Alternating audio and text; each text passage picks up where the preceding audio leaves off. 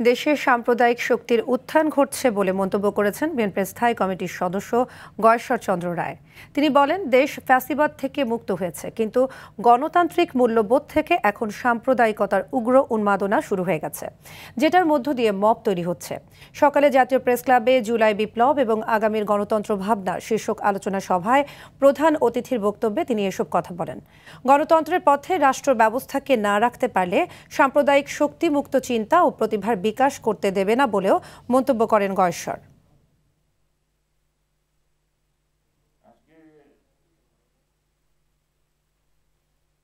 আমরা যদি গণতন্ত্রের পথে রাষ্ট্র ব্যবস্থাকে না রাখতে পারি, তাহলে সাম্প্রদায়িক হবে ফেসিবাদের চেয়ে দ্বিগুণ কঠিন এবং জনজীবন ধ্বংসের শেষ মতো।